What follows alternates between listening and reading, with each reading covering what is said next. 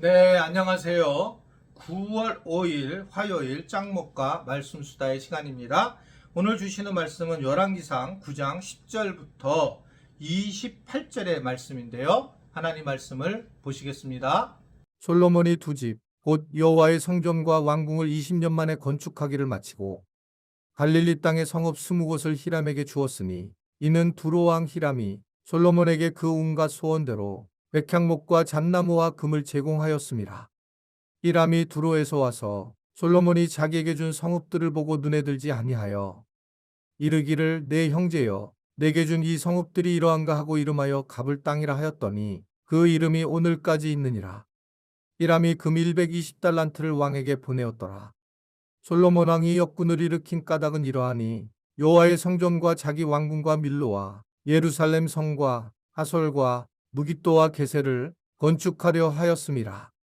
전에 애굽 왕 바로가 올라와서 게셀을 탈취하여 불사르고 그 성읍에 사는 가나안 사람을 죽이고 그 성읍을 자기 딸 솔로몬의 아내에게 예물로 주었더니 솔로몬이 게셀과 아래 베토론을 건축하고 또 바알락과 그 땅에 들에 있는 다드몰과 자기에게 있는 모든 국고성과 병거성들과 마병의 성들을 건축하고 솔로몬이 또 예루살렘과 레바논과 그가 다스리는 온 땅에 건축하고자 하던 것을 다 건축하였는데 이스라엘 자손이 아닌 아모리 사람과 헷 사람과 브리스 사람과 히위 사람과 여부스 사람 중 남아있는 모든 사람 곧 이스라엘 자손이 다 멸하지 못하므로 그 땅에 남아있는 그들의 자손들을 솔로몬이 노예로 역군을 삼아 오늘까지 이르렀으되 다만 이스라엘 자손은 솔로몬이 노예를 삼지 아니하였으니 그들은 군사와 그 신하와 고관과 대장이며 병거와 마병의 지휘관이 됨이었더라. 솔로몬에게 이를 감독하는 우두머리 550명이 있어 일하는 백성을 다스렸더라. 바로의 딸이 다윗성에서부터 올라와 솔로몬이 그를 위하여 건축한 궁에 이를 때에 솔로몬이 밀로를 건축하였더라. 솔로몬이 여호와를 위하여 쌓은 제단 위에 해마다 3번씩 번제와 감사의 제물을 드리고 또 여호와 앞에 있는 제단에 분향하니라. 이에 성전 짓는 일을 마치니라. 솔로몬 왕이 에돔 땅 홍해물가의 엘롯 근처 이시온게벨에서 배들을 지은지라. 히람이 자기 종 곧 바다에 익숙한 사공들을 솔로몬의 종과 함께 그 배로 보내매 그들이 오빌에 이르러 거기서 금 420달란트를 얻고 솔로몬 왕에게로 가져왔더라. 솔로몬이 성전과 왕궁을 건축하는 데 도움을 준 히람 있었죠. 히람 왕이 그에게 이제 결국 납달리 지파의 북쪽 갈릴리 지방에 성읍 20개를 주게 됩니다. 갈릴리 지방에 있는 성읍을 주게 됐는데 이것은 하나님이 이미 출애굽 때에 금한 일이었고 하나님의 명령에 반대하는 행동이었습니다.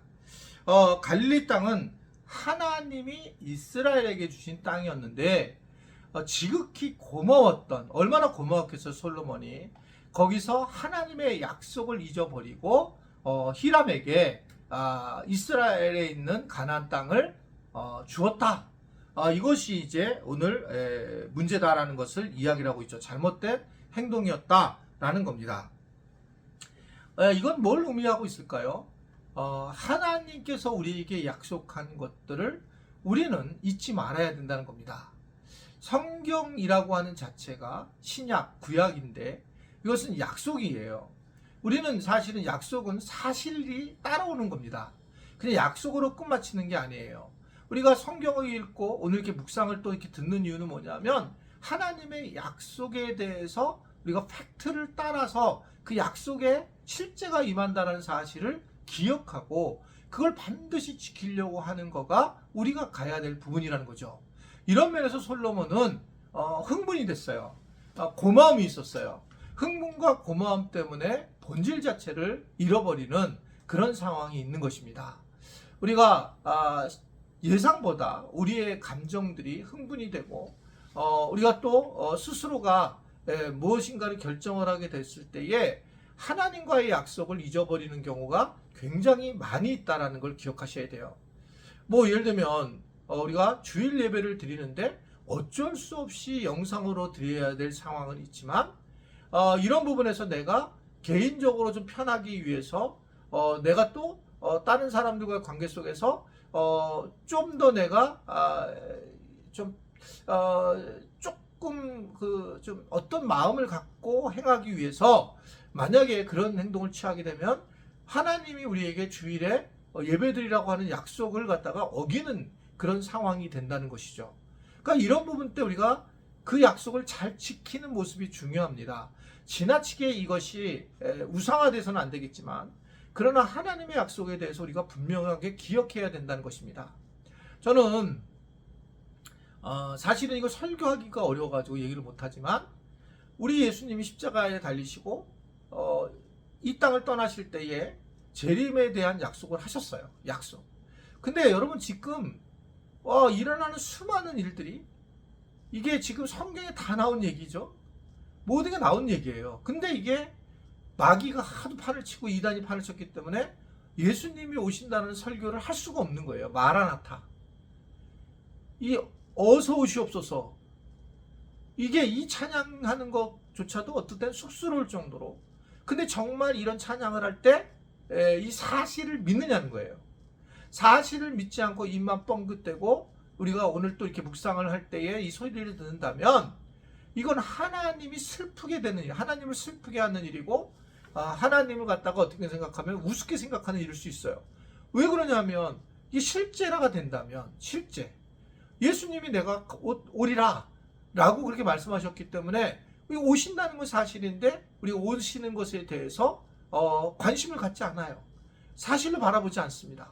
그렇게 되기 때문에 결국은 우리가 점진적으로 믿음이 멀어지게 되고 하나님의 말씀을 진심으로 받아들이지 못하는, 그래서 전심으로 행할 수 없는 상황이 되는 것이 현실의 모습이다 라고 하는 걸 볼 수가 있습니다.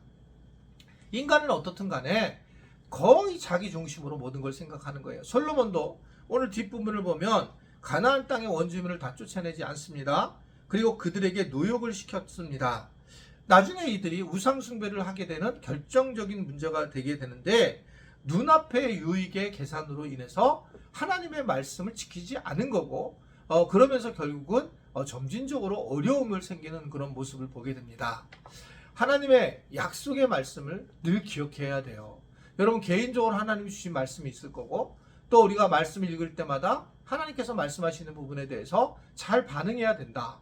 그랬을 때에 결국은 우리가 하나님을 제대로 믿는 것이지, 하나님의 말씀을 우리가 하나님을 믿는다고 하면서 하나님의 말씀의 실제를 믿지 않는다면 우리는 결국 하나님을 우습게 벌어가는 그런 모습이 될 수밖에 없다는 걸 기억해야 됩니다. 정말 조심해야 되고 이렇게 되면 우상숭배까지 갈 수가 있기 때문에 우리가 하나님이 주시는 말씀을 팩트를 늘 기억하면서 그것을 깨어서 기도하고 언제든지 주님이 오실 때 돌아갈 준비를 하는, 그것이 준비되어 있는 우리가 돼야지만 정말 제대로 예수님을 믿는 모습이다 이렇게 생각하게 됩니다. 언제 오실지 모르지만 그러나 이게 실제로 성경이 늘 우리에게 말씀하시는 부분이고 우리는 그래서 마지막까지 누군가를 용서를 하거나 또는 우리가 최선을 다해서 뭔가 섬기는가, 이것이 언제든지 우리가 떠날 준비를 하고 그렇게 해 나가는 것이 많다. 그래서 오늘도 여러분들이 누군가에게 내가 사과를 하거나 누군가에게 밥을 사주고 싶거나 누군가에게 선물을 주고 싶거나 장 목사님에게 무슨 선물을 주고 싶구나 이러면 해야 된다는 거죠. 해야지고 언제든지 주님이 오실 때에 그 일을 진행하게 하는 것이 매우 중요하다. 그걸 알고 그러한 주님을 철저하게 말씀을 의지하는, 주님의 말씀을 의지하는 우리 지체들이 되시기를 간절히 바랍니다. 기도하겠습니다. 하나님, 연속으로 우리가 기도와 말씀에 의지하는 것에 대해서 알게 하신 것 감사합니다. 말씀의 사실을 분명히 알고 언제든지 주님이 오실 때에 우리가 다시 돌아갈 수 있다는 것을 기억하고 하나님 이 땅에서 정말 우리 안에 아쉬움이 없이 믿음 생활하며 섬겨나갈 수 있도록 도와주시고, 그래서 선교지역에도 어느 날 가고 또 내가 필요한 것들에 대해서 재정적인 플로잉도 하고 밥을 사주고 또한 함께 사랑한다는 고백을 하며 그러한 삶을 누려갈 수 있도록 우리가 깨어있는 우리 모두가 되도록 은혜 베풀어 주옵소서. 예수님의 이름으로 기도드리옵나이다. 아멘.